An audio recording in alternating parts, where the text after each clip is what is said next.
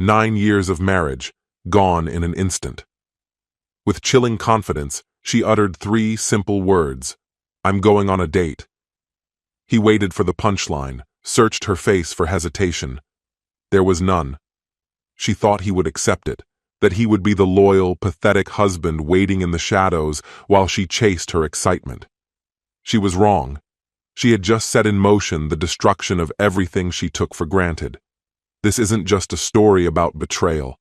This is a story about revenge, the kind that leaves scars. She doesn't know it yet, but her worst nightmare is only beginning. Hello, my friend. I'm so glad you stopped by my channel. If it's your first time here, don't forget to subscribe and like this video, as every like truly inspires me. Now let's get started. I never saw it coming. Not even close. A single casual remark from the woman I had devoted my entire life to, the one I believed I would grow old with, shattered everything in an instant. "I'm going on a date," she said. For a moment, I wondered if I had misheard her. Maybe I was imagining things. I held my breath, expecting her to break into laughter or offer some kind of explanation. But her expression remained unnervingly serene. No hint of a joke, no awkwardness, just a calm, emotionless stare. "A date?" I asked, my voice strained. "Yes," she answered simply. "With a coworker," she added, as casually as if she were discussing what to have for dinner. My entire world tilted. 9 years of shared experiences, the holidays, the inside jokes, the quiet moments of intimacy, all of it suddenly felt hollow, meaningless. My jaw clenched, my chest tightened. "Aria, no," I whispered, her name tasting like ash in my mouth. I took a shaky breath. "Let me get this straight. You're telling me you're going on a date with another man?" She sighed, as if I was the unreasonable one in this conversation. "I told you, things between us have gotten boring. I need some excitement," she said, as if this was the most normal thing in the world. "It's just dinner, she added, almost as an afterthought. I repeated her words, my voice lowering to a dangerous calm. She rolled her eyes, her expression dripping with impatience. "Don't be so dramatic. It's harmless." "Harmless?" I echoed, the anger bubbling up in my chest. My fists clenched involuntarily. "Aria, this isn't harmless. This is cheating," I spat, my words cutting through the space between us. She scoffed.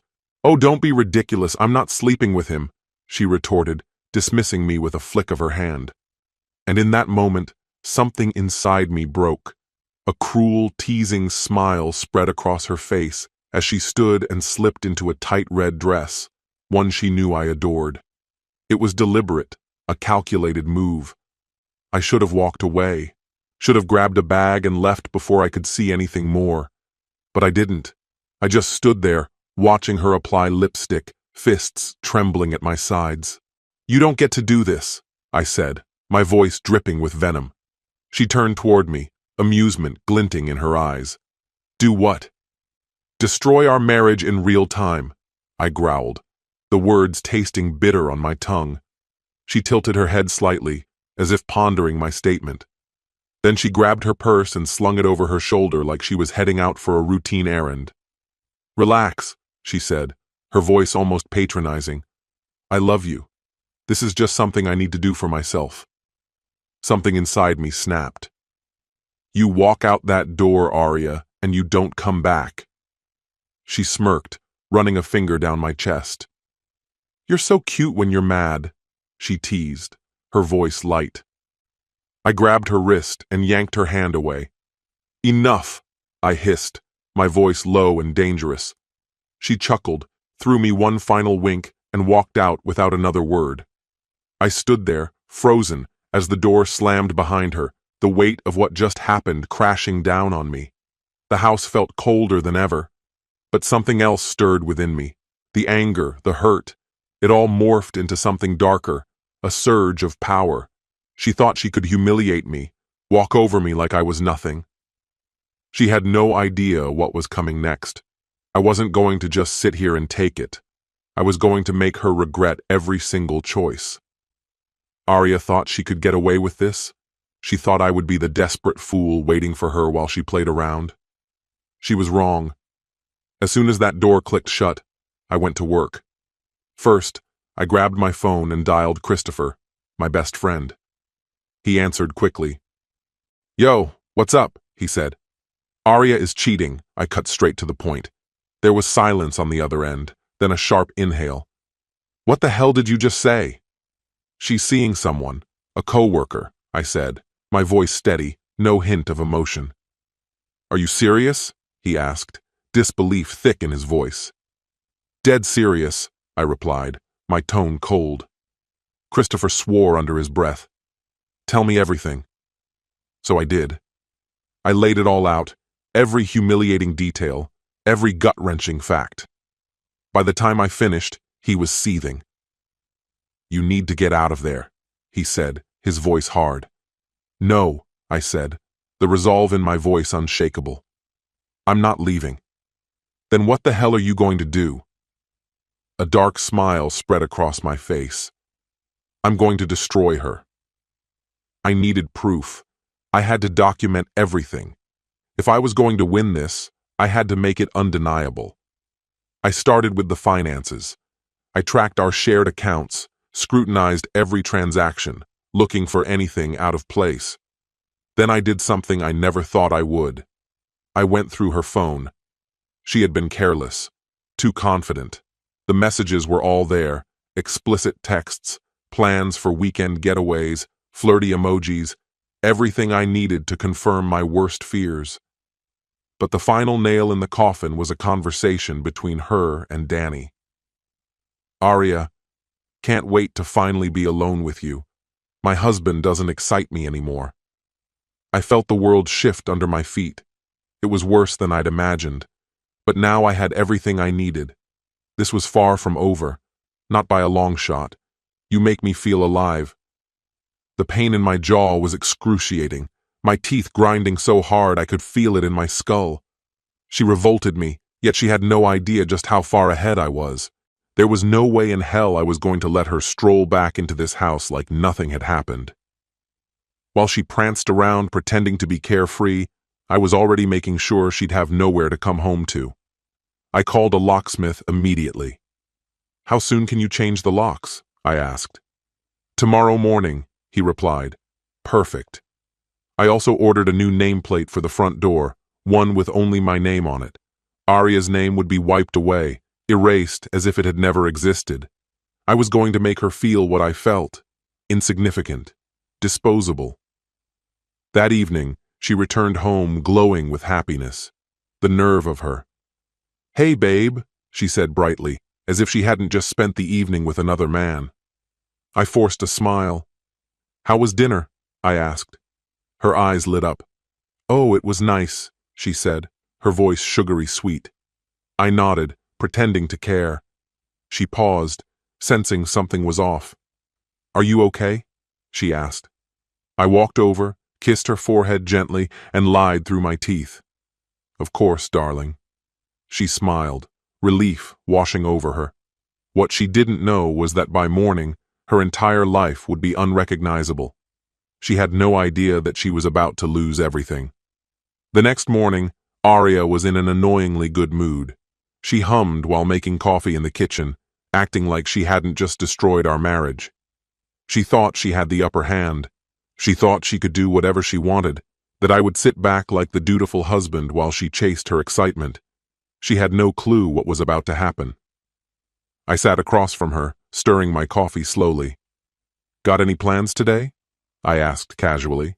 She glanced at me for a moment, unsure. "Just work stuff," she lied. I already knew exactly where she was going. I had already planned out her entire weekend. "Sounds fun," I said, keeping my tone neutral. She smiled, probably relieved I wasn't pressing her. She mistook my silence for compliance. That was her first mistake. Later that night, I called my lawyer. "I want a divorce," I said flatly. "Understood," he replied. "Do you have proof of infidelity?"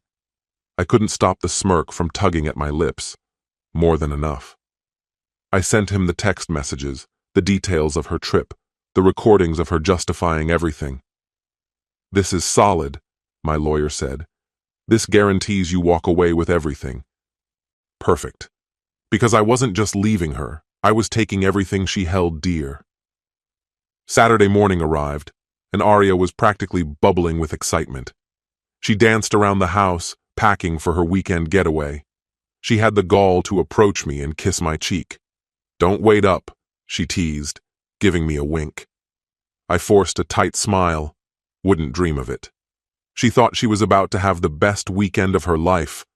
Little did she know, she was walking straight into her own destruction. The moment her car left the driveway, I sprang into action. The locksmith showed up within the hour. New locks, new keys, a brand new reality. Then, I began erasing her from the house, her clothes, her personal belongings, her name from every document, bill, and account. I was reclaiming what was mine. She wanted freedom? Fine, she could have it. Freedom from me, from this home, from the life she'd tossed aside. But I wasn't just kicking her out. I was going to make her feel the weight of her choices. I sent the screenshots and recordings to her family, her closest friends, and even her boss. The message was simple. I thought you should know what kind of person Arya really is. Within minutes, my phone lit up. Her mother. Is this real? Arya would never. Her best friend. Oh my God. What the hell is she thinking? Her boss. We need to talk about her professional conduct. Perfect. Sunday evening came. She came home, or rather she tried to. I heard her fumble with the keys, panic creeping in as none of them worked. She pounded on the door, calling my name. I took my time. I wanted her to feel it. I wanted her to understand the full weight of what she'd done. Finally, I leaned out the window, my face impassive, distant. "Check the nameplate," I told her.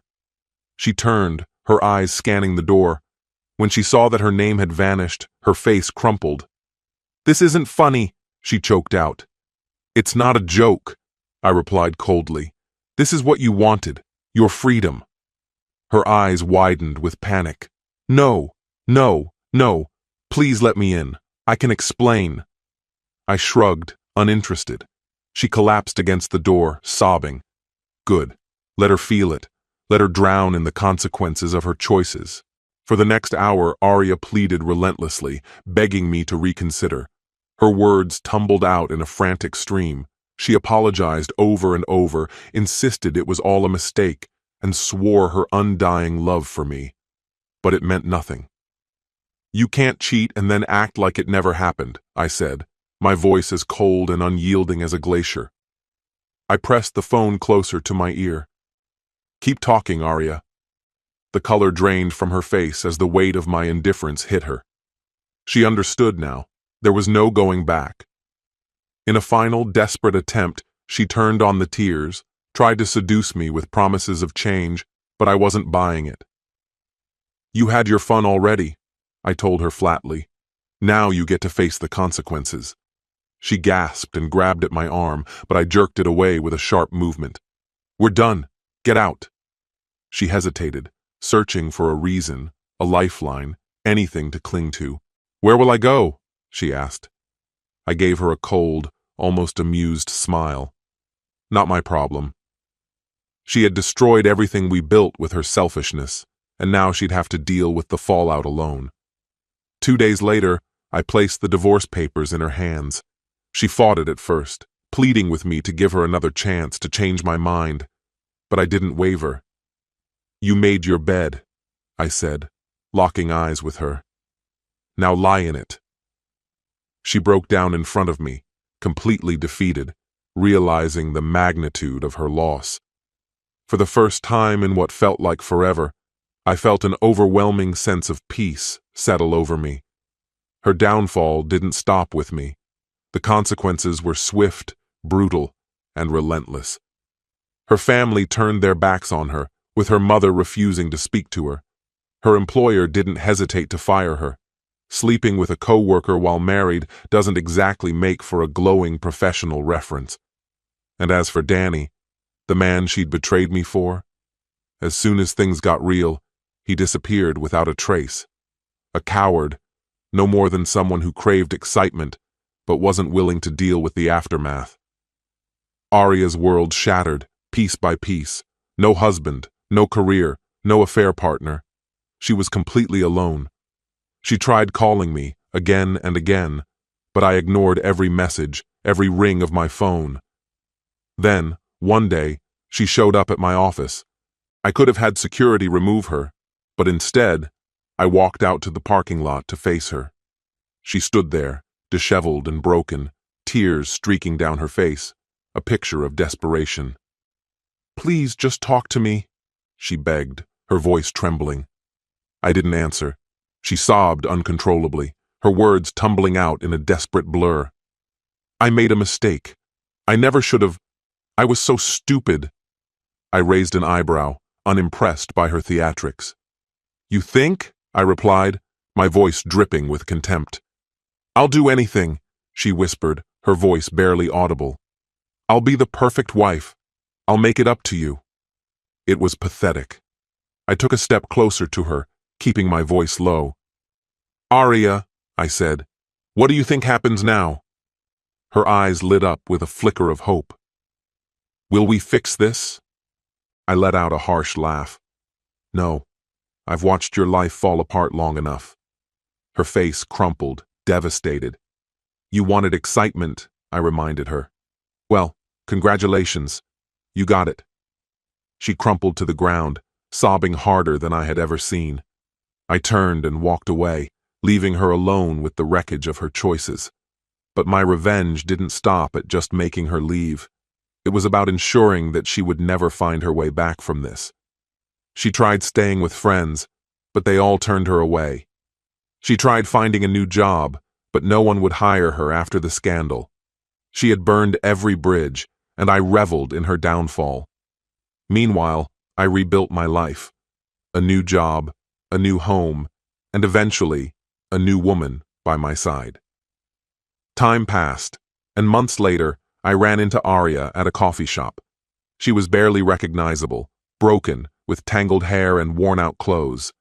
When she saw me, her eyes lit up with a flicker of hope. "Can we talk?" she asked softly, almost pleading. I sighed deeply. "Aria, there's nothing left to say."